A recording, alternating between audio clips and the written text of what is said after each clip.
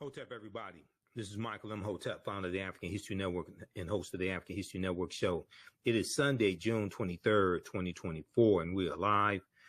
I wanted to come on and talk about my new online history course that is starting up today. I'm getting ready to jump off of here and start teaching this class. It's called Black Resistance Movements from the Haitian Revolution, U.S. Civil War, Civil Rights Movement, and Black Power Movement, 1800 to 1968.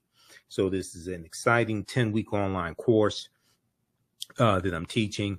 I wanted to come on and give you all a brief overview of the class. Okay, so this class focuses in on history from 1800 to 1968 till about 1971 with the start of the war on drugs, declared June 17th, 1971 by Richard Nixon. Okay.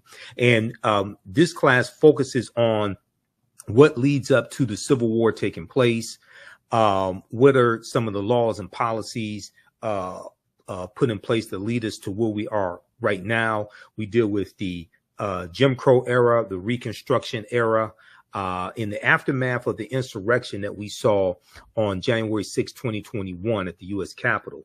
Many leading historians drew parallels between the violence that we saw January 6, 2021 and the Reconstruction era, which is from 1865 to 1877. Okay, the Reconstruction era, right after slavery ended. The period of political revolution directly following the American Civil War. This was the Reconstruction era, and is going to be partly because of political violence that brings about an end to the Reconstruction era. And we also know that we have the Compromise of 1877 as well, where Rutherford B. Hayes is declared president, the Republican, and he agrees to the Democrats' demands to remove the Union troops out of the South. Okay. Now, this 10-week online history course will analyze U.S. history primarily from the African-American perspective, beginning in the period 1800 to 1865. But one of the things that we're going to highlight in this class is Black resistance and how we fought back to white supremacy and racism. Okay. This course looks at different ways African Americans fought back against racism between 1800 to 1968. Your understanding of politics is directly related to your understanding of history. Your understanding of politics is directly related to your understanding of history.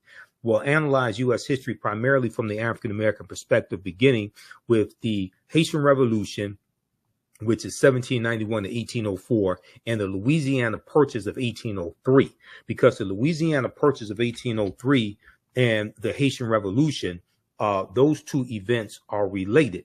And we know that the Louisiana Purchase is going to double the size of the U.S. at the time.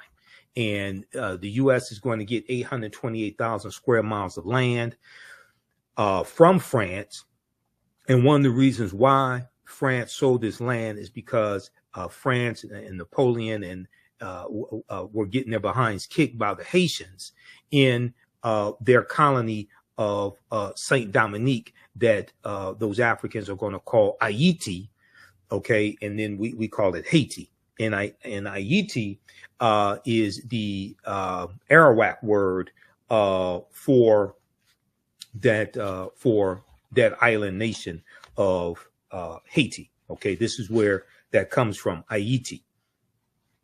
And we talked about this in my class, the class that I taught yesterday, Ancient Kemet, the Moors, and the Ma'afa, Understanding the Transatlantic Slave Trade, what they didn't teach you in school. That Haiti is an indigenous Arawak word, which means mountainous land, so we're going to deal with this history, and then you could trace that history of the island of Hispaniola, or what Christopher Columbus called La Isla Española, the Spanish island, and the word is anglicized to Hispaniola.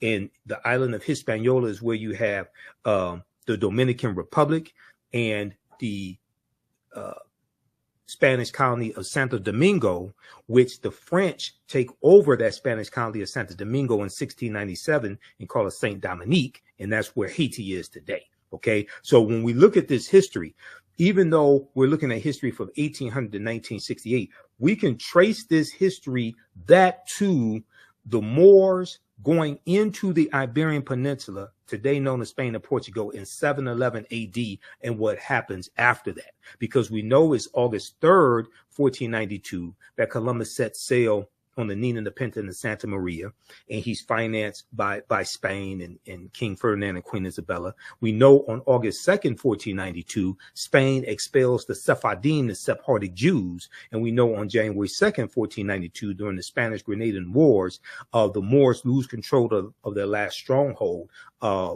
in Spain, which was Grenada. Okay, so we see a chronology of all of this history. And then we see the Louisiana Purchase, which doubles the territory of the United States. The U.S. is going to carve out about 15 states out of that land they get from France. And France did not legally own that land. This is stolen land they got from Native Americans as well as African people who were already here as well.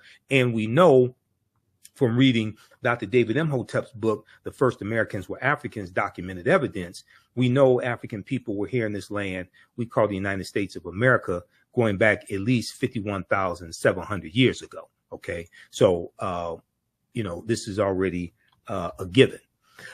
Okay, so what we're going to see here in this class is a chronology of this history and what leads to the U.S. Civil War taking place. We'll look at things like the Missouri Compromise of 1820, okay, the Kansas-Nebraska Act of 1854. And after we look at the Mexican-American War, 1846 to 1848.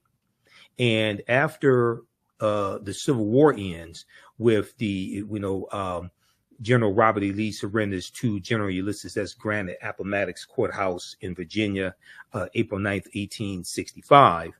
And then you have June 19th, 1865, Juneteenth.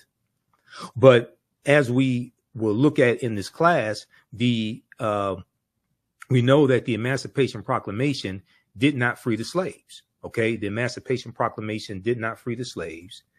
We know that the border states of Maryland, Missouri, Kentucky, and Delaware, they were all exempt from General Order Number 3.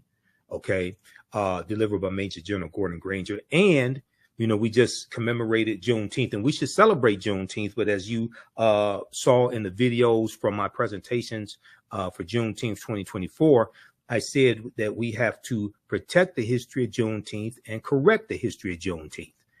And June 19th, 1865, when those enslaved Africans in Galveston, Texas, got the word that they were freed, that was not the last day of slavery, because Kentucky and Delaware did not abolish slavery until December 18th, 1865. And that is when the 13th Amendment was adopted. We know that when Georgia ratifies the 13th Amendment, December 6, 1865, Georgia becomes the 27th state to ratify the 13th Amendment, and it becomes law, and it's adopted December 18th. So Kentucky and Delaware did not abolish slavery until 6 months after Juneteenth. So how could Juneteenth be the last day of slavery? Okay, so what a lot of these reports that you hear in the media are basically false about Juneteenth. Okay, so we go through and we look at some of these original documents. We look at the U.S. Constitution, Emancipation Proclamation, things of this nature. And the Reconstruction era is a very, very important period of history that's not talked about a lot in schools. Okay, and Americans, number one, are very ignorant of history, but Americans know very little about the Reconstruction era as well. You can register for this class because I'm getting ready to jump off here and jump into the class right now, the online school, and start teaching the intro to the class. Visit our website, AfricanHistoryNetwork.com, AfricanHistoryNetwork.com.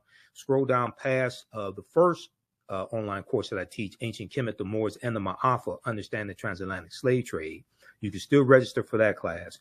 But this new one right here, Black Resistance Movements, this really ties into the political climate what we see going on in America right now, the backlash against diversity, equity, and inclusion, the resistance against any type of reparative justice or reparations, the attack on voting rights as well, the January 6, 2021 insurrection, which was political violence.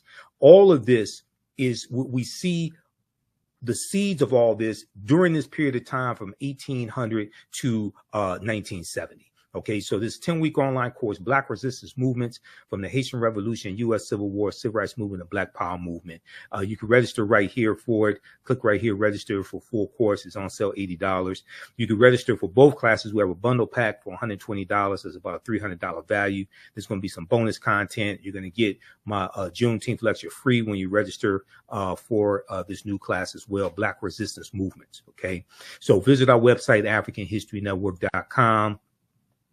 and register for it, and we'll see you in class.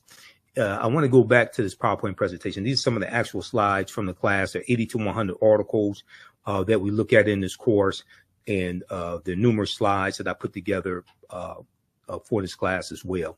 There's 2 binders full of articles that I teach, because it's really close to about 100 articles that we look at here. So we go through, we look at the 13th Amendment. Now, contrary to popular belief, people think the 13th Amendment has an exception clause because it says,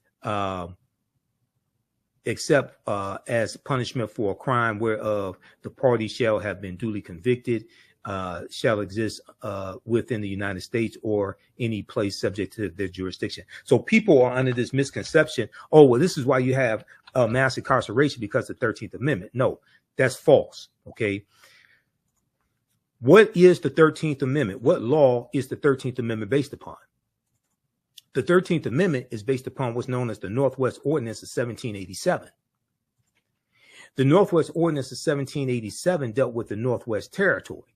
It dealt with Michigan, Ohio, Indiana, Illinois, Wisconsin, and Minnesota. The Northwest Territory is one of the main reasons why the Northwest Ordinance, I should say, the Northwest Ordinance of 1787 is one of the main reasons why places like Michigan, where I live, had very low levels of slavery, because the Northwest Ordinance basically abolishes slavery in the Northwest Territory. And when I did my presentation for the Detroit Reparations Task Force on March 2nd, 2024, some of you all have seen the video of that lecture because I've been rebroadcasting it on my social media platforms. I talk about the Northwest Ordinance there, officially titled An Ordinance for the Government of the Territory of the United States, Northwest of the River Ohio. The Northwest Ordinance was adopted on July 13, 1787 by the Confederation Congress. Okay, this is the same Congress. This is who drafts the U.S. Constitution. Okay, in 1787 at the Philadelphia Convention, the Confederation Congress, the one house legislature operating under the Articles of the Confederation. So the Northwest Ordinance chartered a government for the Northwest Territory, provided a method for admitting new states to the Union from the territory, and listed a Bill of Rights guaranteed in the territory. And one of the things that it did was basically forbade slavery. A Bill of Rights protecting religious freedom, the right to a writ of habeas corpus, that means having your day in court before, being convicted, the benefit of a trial by jury, and other individual rights. In addition, the accordance encouraged education and forbade slavery. So this is why, like in 1832, Michigan had in 1830, the U.S. Census showed Michigan only had 32 slaves. In 1773, we know Detroit had 73 slaves. Okay. But after that, in 1787, you're going to see a drastic decline in the number of slaves that the Michigan Territory has. And then Michigan becomes a state in the Union in 1837. And it gets admitted to the Union as a free state. So this is why I said that the people that, even though slavery did exist in Michigan, there was very low levels of it. And also many of the numbers that you see talking about the number of slaves in Michigan, that also included Native American slaves. And at one point, Native American slaves outnumbered African slaves 3-1. So this is why when we talk about reparative justice, we have to specifically understand the history of the city or state that we're talking about. We can't just run around talking about slavery, slavery, slavery. You owe us $17 trillion.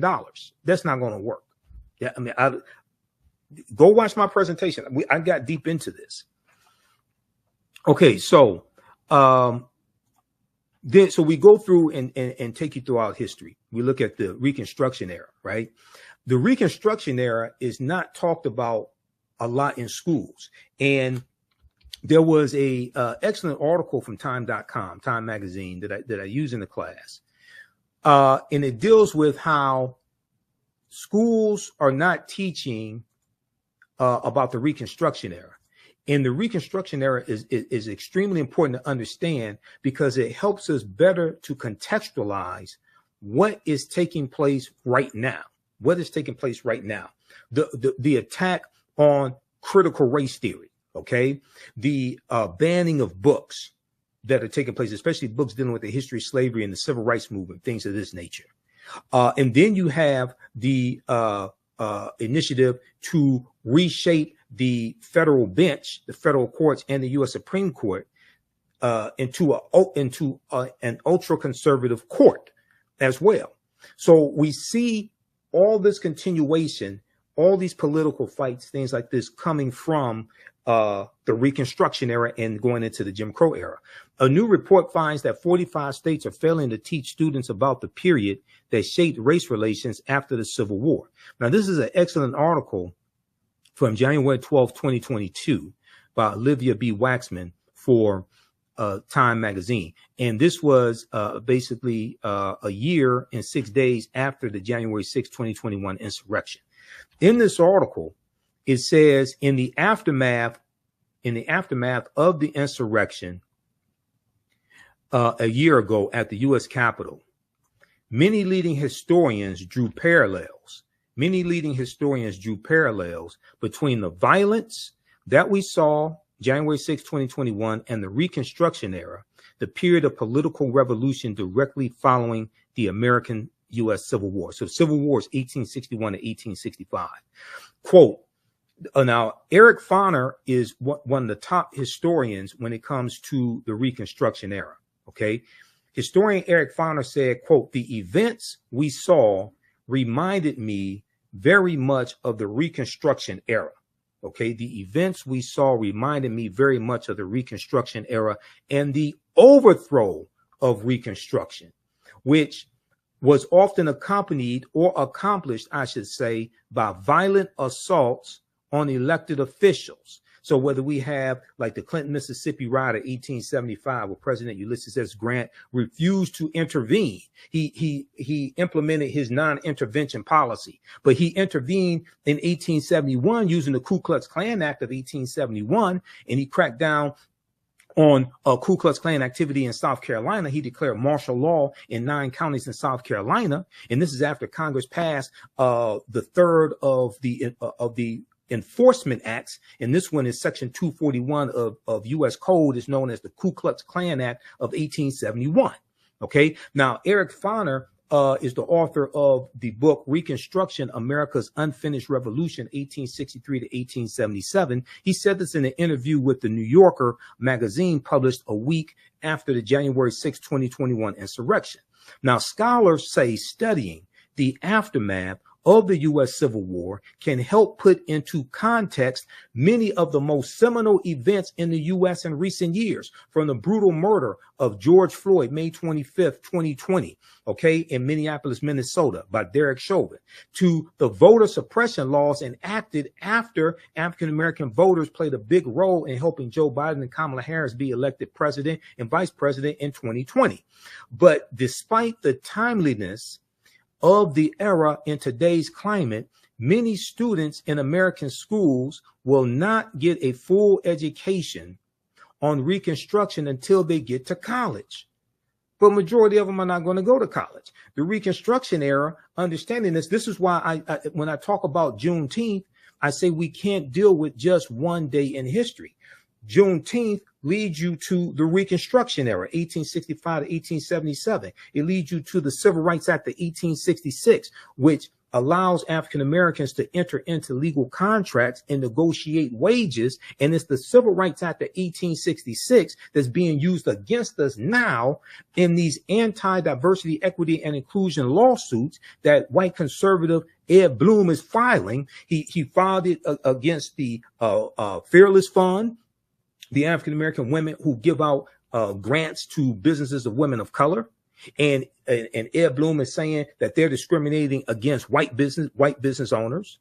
It played a part also when we deal with the affirmative action being overturned in college admissions. That was Ed Bloom, conservative activist Ed Bloom, who filed that lawsuit once again. So one of these Reconstruction laws and the 1866 Civil Rights Act, that was the foundation of the 14th Amendment of 1868. Now you have these white supremacists using these laws against us that were created for us. And this is why we have to understand this history and understand, and your understanding of politics is directly related to your understanding of history. Okay. And this is why I say we have to practice political self-defense. Understanding how these laws and policies impact African Americans, impact our economic condition, how to weaponize our vote, how to fight back against these people, take them out of power, vote them out of office, and understanding how to protect gains that have already been made. If you don't understand history, you don't understand the gains that have been made. The attack on voting rights, Senate Bill 201, okay, coming out of Georgia. That's very similar to the attack on voting rights, African-American voting rights that we saw at the Mississippi State Constitution, the Mississippi State Convention in 1890, okay, shortly after Reconstruction ends. And they're rewriting the Mississippi State Constitution to oppose poll taxes and literacy tests, to suppress, it was specifically designed to suppress the African-American vote. There's an excellent article from the Washington Post called "The Mississippi Plan to Keep Blacks from Voting in 1890. Quote, "We came here to exclude the Negro," end quote. Now, that quote, "We came here to exclude the Negro," is a direct quote from Solomon Saladin Calhoun, who was the white county judge who presided over the Mississippi State Convention. And he said, "Let's tell the truth if it bursts the bottom of the universe. We came here to exclude the Negro. Nothing short of this will answer." Because African Americans were the majority of the population in Mississippi, and we were the majority of the voters. Okay. So they're trying to take back power. They imposed, the delegates eventually adopted a literacy test and a poll tax geared to suppress the black vote in the state with a black majority. The Mississippi Plan became the model throughout the South, part of a raft of racially oppressive Jim Crow laws that ended Reconstruction. What you're going to see is other states adopt similar laws. South Carolina, 1895, Louisiana, 1898, Alabama, 1901. You're going to see Georgia, Oklahoma. It's the same thing that happened after Senate Bill 201 passed. Okay. Out of Georgia, other states, especially many of these former Confederate states, they started passing similar bills. Okay. And what are they doing? They're cracking down on mail-in ballots, okay? And they're trying to find ways to suppress the votes of African Americans, Latinos, Asian Americans, white college students as well. It's not just targeting African Americans. We are the main target, though, because we have historically been targeted, because there has always been a fear of African American political power in this country. Read the article from motherjones.com. Now, you know I'm a national political commentator. You see me on Roland Martin Unfiltered every Friday. You see me on the African History Network show. I just did Attorney Areva Martin show this week as well, this past week. You know, she's a CNN legal analyst, Areva Martin. So I was on her radio show on 1580 AM KBLA out of Southern California, which is Tavis Smiley's radio station. I did the Carl Nelson show on WOLB Baltimore, Radio 1. I did his show on Monday, June 17th. We dealt with Juneteenth history and politics and the 2024 presidential election, etc.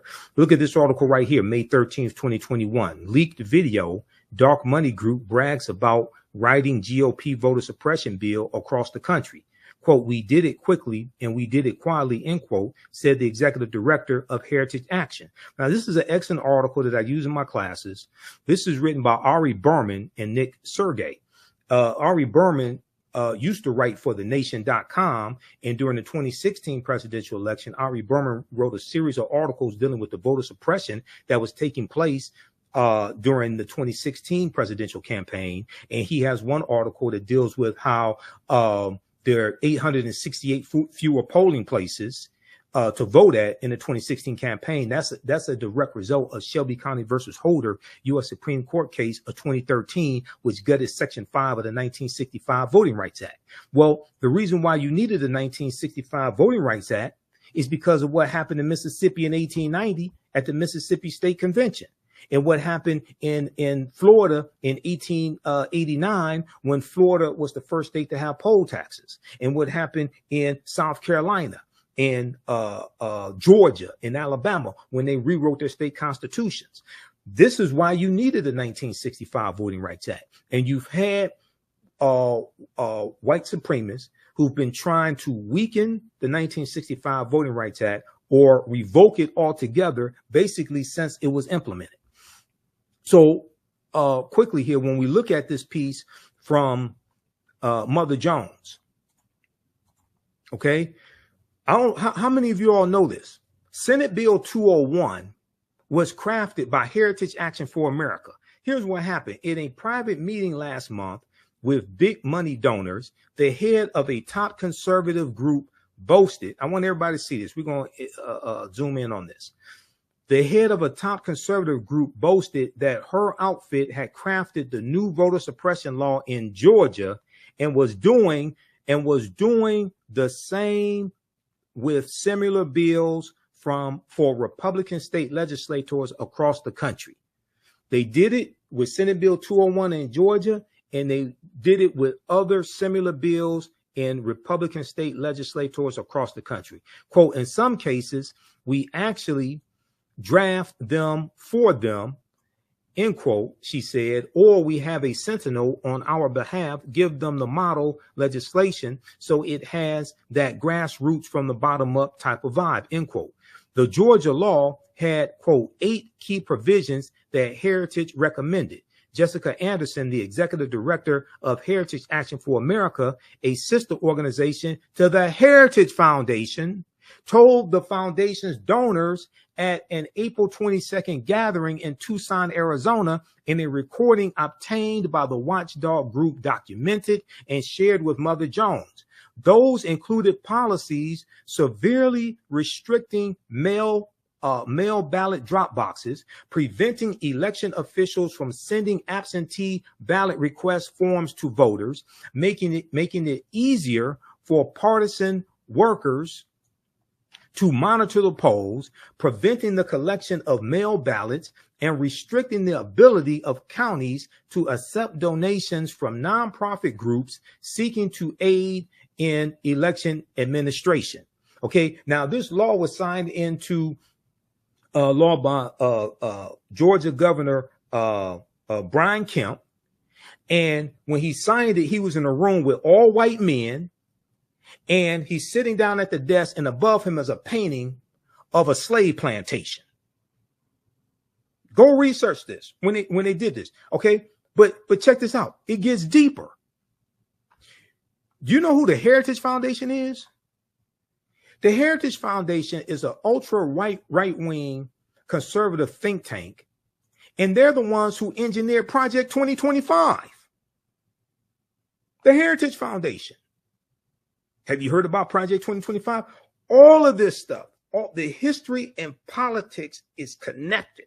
This is what we deal with in this class. This is why I had to create this class, because the first course that I teach, Ancient Kemet, the Moors, and the Ma'afa, Understanding the Transatlantic Slave Trade. So we deal with history going back thousands of years and deal with what leads up to the transatlantic slave trade. And we deal with the transatlantic slave trade like globally, and then deal with it here in the U.S. And, you know, we leave off like in the early 1800s.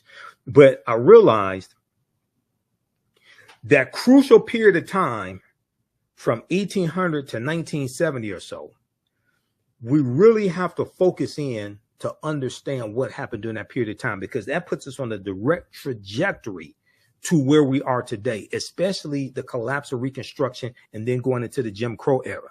We look at the Lily White movement in 1928, which was the effort of Republicans to push African Americans out of the Republican Party, going back to 1928, when Republicans appealed to Southern segregationist Democrats in 5 former Confederate states to get them to vote for Herbert Hoover, who was the 1928 Republican candidate for president, and Herbert Hoover won.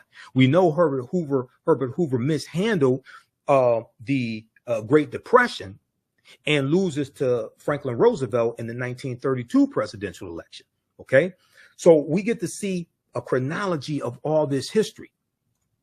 But Project 2025, and I talked about it when I was on Carl Nelson's show.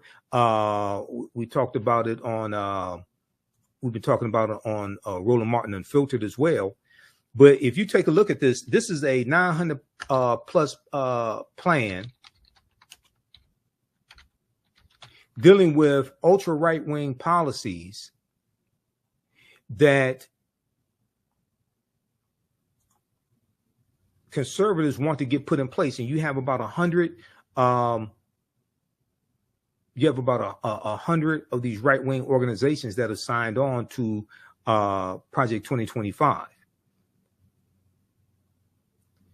I'm pulling up here an article. Okay, now there's numerous articles on this. Here's one from USA Today. If you haven't heard about Project 2025, you got to go research this. What is Project 2025? The Presidential Transition Project Explained. Now, this is from June 10th, 2024 from USA Today. This deals with giving more power to the president. This deals with getting rid of the Department of Education. This deals with the nationwide ban on abortion. This deals with weaponizing the Department of Justice as well. I mean, this stuff is deep. This deals with politicizing federal employees and getting rid of thousands of federal employees and implementing a loyalty pledge as well to be a federal employee. What is Project 2025? The Presidential Transition Project Explained. This is from the USA Today. The detailed plan to dismantle and reconstruct the government laid out by conservative groups known as the 2025 Presidential Transition Project has critics up in arms over its apocalyptic and authoritarian nature. The Heritage Foundation, a conservative think tank in Washington, D.C., led an effort to create the more than 900-page Mandate for Leadership published in April 2023. So this is the type of planning these people are doing. Reimagining the executive branch, and presented a plan to overhaul several government agencies, including the FBI, for the country's next conservative president to follow. Now, the Heritage Foundation did something similar in 1980 with their Mandate for Leadership. And and that was a book in 1980 that contained 2,000 policies they wanted the Reagan administration to adopt. The Reagan administration adopted 60% of those policies in the first administration of Ronald Reagan. And these were a lot of anti-African American policies. These policies calling for smaller government, attacking poverty programs, all different types of negative things like this. According to the project's website, the playbook provides a governing agenda and a lineup of people ready to implement it to, quote, rescue the country from the grip of the radical left. Rescue the country from the grip of the radical left. It includes a domestic and foreign policy agenda, a list of personnel, training, and a 180-day playbook. Read the rest of this here, dealing with Project 2025. Okay, there are numerous articles on this, and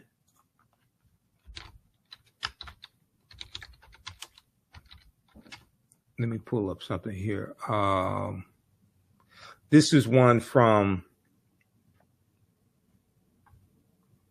let's see.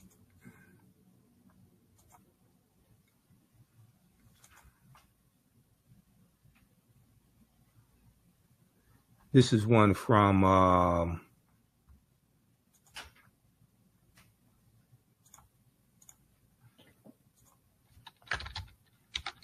I'm not going to pull up that one.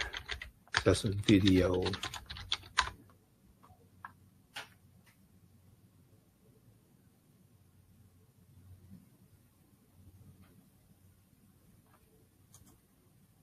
This is one from Newsweek.com. Now, this is the ex-Republican National Committee chair. This is Michael Steele, who's African-American. And he's confronting, so on the weekend on MSNBC, co-hosted by Michael Steele, they just had the guy who's the head of the Heritage Foundation on the show. They had him on this weekend. It was Saturday. They had him on Saturday, June 22nd. Ex-RNC chair confronts Republican on Project 2025 plan to gut government, 2024. Michael Steele, former chairman of the Republican National Committee, confronted Kevin Roberts, president of the Heritage Foundation, on Saturday over Project 2025, a plan that includes firing up to 50,000 federal government workers. A plan that includes firing up to 50,000 federal government workers. Now, African Americans make up 18.4% of the 370,000 federal employees. So when you talk about firing 50,000 federal government workers, you're talking about firing a lot of African Americans. In August 2023, conservative think tank, the Heritage Foundation, in collaboration with other right-leaning groups, published its Project 2025. According to its official website, the project aims to pave the way for an effective conservative administration by using a policy agenda, personnel, training, and a 180-day playbook should the GOP win the 2024 election, should Donald Trump win. This is what they're saying. Proposals include reintroducing legislation making it easier to fire federal employees, prosecution for distributing abortion pills by mail, and abolishing recently established diversity, equity, and inclusion DEI initiatives at the Department of Defense. However, one of the most significant proposals is a plan to reintroduce Schedule F, a Trump-era executive order rescinded by President Joe Biden. Okay, research Schedule F. The Schedule F employees, rescinded by President Joe Biden, that would see tens of thousands of federal workers reclassified, making them easier to fire. Once again, African Americans are 18.4% of federal employees. While the Trump campaign has previously said outside groups do not speak for the former president, Project 2025's 1,000-page proposal was drafted with input from a long list of former Trump administration officials who are poised to fill top ranks of a potential new administration, according to the Associated Press. Newsweek has reached out to Trump's campaign via email for comment. Now, during Saturday's MSNBC's The Weekend, former RNC chair Michael Steele, who is African-American and the co-host of the program, he discussed the specific proposal of replacing federal workers, asking Kevin Roberts, a Republican, and the head of the Heritage Foundation about who will be replacing them, Quote, talk to us about what that looks like if Heritage is calling for removing 50,000 federal employees. Who are you replacing them with, and where do they come from? I suspect a lot of those people you are talking about have been in the federal service for a long time and served not just Republican administrations, but also Democratic administrations, Michael Steele said. Kevin Roberts mentioned political contributions as he claimed federal workers contribute to the Democratic Party. See, what they want to do is they want to go through and weed out federal employees, and they only want federal employees who will be loyal to Donald Trump. And that's not how federal employees work. Federal employees are not loyal to a president. They are employees that serve the country. They stay there for 20, 30, 40 years. They serve many presidents. They're not there to serve a president. I mean, what I mean is they serve under many presidents. They're not there to serve a president. They're there to serve the country, but they work under many presidential administrations. They're not there to be loyal to one person. That's not how this works. Quote, they have, and 95% of them who give political contributions give them to the Democratic Party. Kevin Roberts said, the head of the Heritage Foundation, they can donate to whoever they want to. You can be a federal employee and make political donations. You have a right to do that. However, Michael Steele interjected and asked, quote, so you're going to fire someone because they wrote a check to a Democratic candidate? Kevin Roberts continued by doubling down on the efforts to replace civil servants, calling them unelected bureaucrats. Quote, now we're going to fire someone. He said, no, quote, no, we're going to fire someone, and the number needs to be more than 50,000. More than 50,000 people, considering there are more than 2 million federal employees because of over the last century, the radical left has seen the administration state as the fourth branch of government. They're unelected bureaucrats, but ultimately we have to devolve power from the imperial city of Washington back to the people. You listen to this guy sounds crazy as hell. Go to msnbc.com. Go to the weekend, watch the interview that they did that the TV, not the pop artist, the weekend, not him, the political show on MSNBC, the weekend. Okay, with Michael Steele and Simone and Menendez. Okay, go watch that. They interviewed Kevin Roberts Saturday, June 22nd, 2024. This dude sounds like a Trump bobblehead, full of conspiracy theories. And he's the head of the Heritage Foundation. This is the organization that created Project 2025.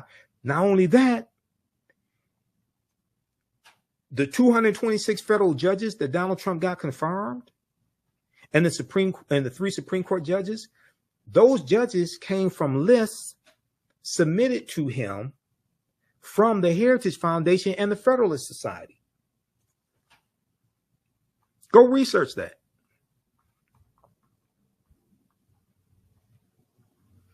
Okay, read the rest of this article here. This is how deep this is.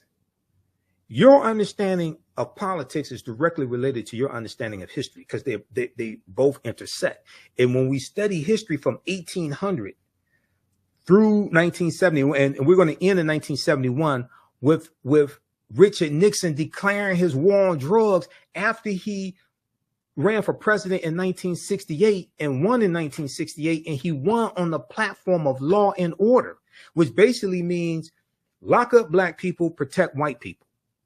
And he ran on a backlash to the civil rights movement, the Black Power movement, the rebellions taking place across the country, attacking the anti-poverty programs that the Great Society programs from President Johnson. He attacked a lot of those programs as well.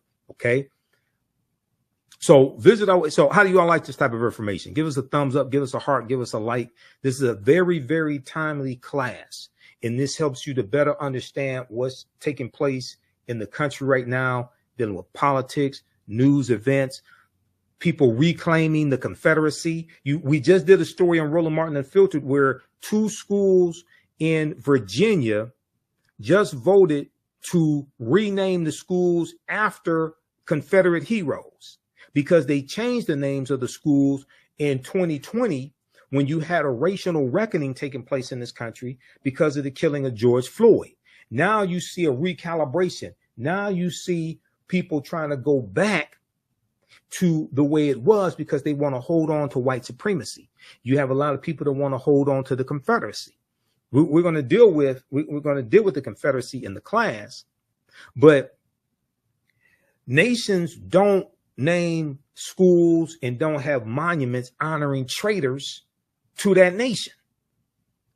The Confederacy, these were traitors who committed treason based upon Article 3, Section 3 of the U.S. Constitution. The U.S. Constitution defines treason.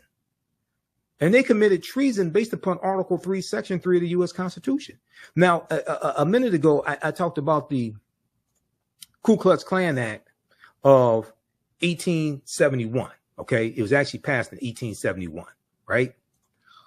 How many people know that Traitor-in-Chief Donald Trump is being criminally prosecuted right now by special counsel Jack Smith using Section 241 of the U.S. Criminal Code?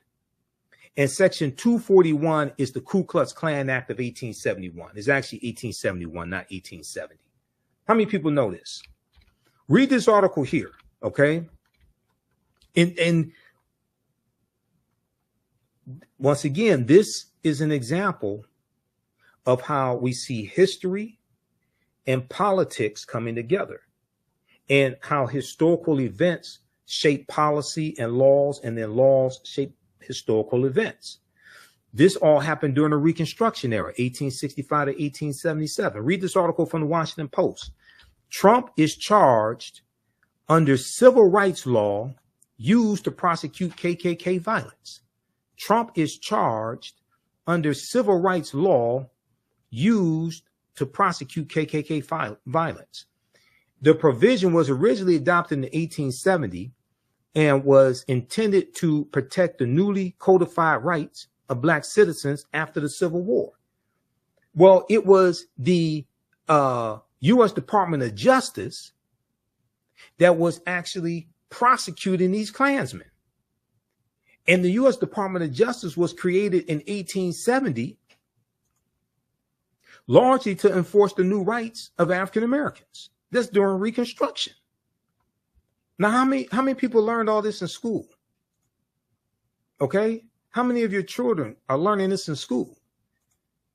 So then, when you see, this is why if you see me on Roland Martin Unfiltered and on the African History Network show, I tell you the work that Kristen Clark is doing in the Civil Rights Division of the Department of Justice, the work that Merrick Garland is doing, because the prosecution, the investigation, number one, and the prosecution of the January 6, 2021 domestic terrorists, that is the largest investigation the U.S. Department of Justice has ever done since they were created in 1870.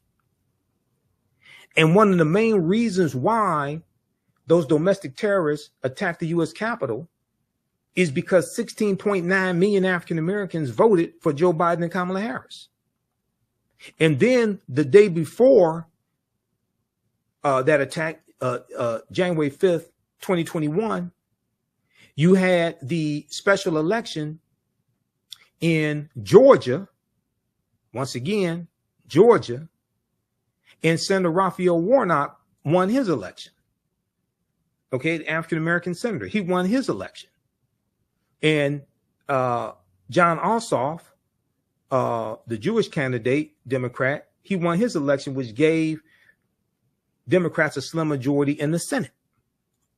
So there was a lot of racial animus that was driving this hatred that we saw explode in Reconstruction-like era violence and them assaulting over 140 police officers, Yet Donald Trump says he loves police officers and he backs the blue. But he sat there for 187 minutes in the White House watching it on television and did absolutely nothing.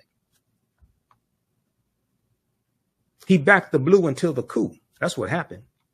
He backed the blue until the coup. All right, so visit our website. How do you all like this type of information?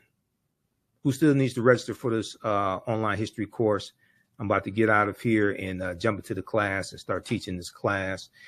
Visit our website, AfricanHistoryNetwork.com, AfricanHistoryNetwork.com. Scroll down. We have my new Juneteenth lecture there. It's a 3-hour lecture.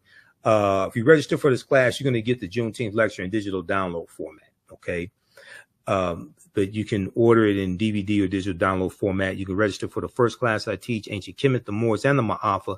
Understand the transatlantic slave trade, what they didn't teach you in school. Now, we do the sessions live. All the sessions are archived and recorded. You can go back and watch these anytime. So even after the course is over with, you can still go back and watch the class. Okay. A year from now, 2 years from now, you'll still have full access and you can watch the class. This content is PG-13, so you can use this with your children.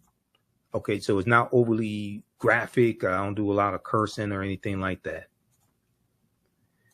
And it's very visual. So there's articles that we reference, books that we reference. I show you usually the book references on the screen, so you don't have to buy any of the books if you don't want to. But register here. We're going to do a class introduction right now. I teach this at my online school, so you can register for this course. Click right here, register for full course at AfricanHistoryNetwork.com. We just posted a link here in the thread of the broadcast. You can also support the African History Network, $ the AHN show through Cash App and through PayPal, paypal.me/the AHN show. That helps us keep doing the research, stay on the air, keep broadcasting, pay some of the bills. This is our official Cash App account, $ the AHN show, SHOW. When you go to it, it'll say Michael. There's some like 5 or 6 fake African History Network Cash App accounts out there that I have identified, like these right here. Oh, and you can click on a Cash App link right here. Here's our QR code. Okay.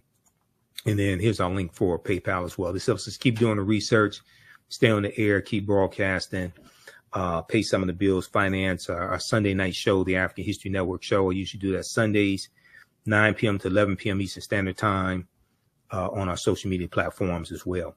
All right, we have to get out of here. Hopefully you learned a lot today. You can email me through the website if you have any questions, AfricanHistoryNetwork.com. We'll see you in class. Remember, right now is correct wrong behavior. What you do for yourself, what you do to yourself, and what you allow other people to do to you and get away with is based upon what you think about yourself. What you think about yourself is based upon what you have been taught about yourself. What you've been taught about yourself is based upon everything you've read, heard, and seen about yourself. So when you control the radius of a man or woman's thoughts, you can control the circumference of his or her actions, because the mind can't do or teach what it doesn't know. And your understanding of politics is directly related to your understanding of history. Okay, so we'll see you in class. Listen to the African History Network show. And Wakanda, right now is correct wrong behavior. It's not over till we win. Wakanda forever. We'll talk to you next time. Peace.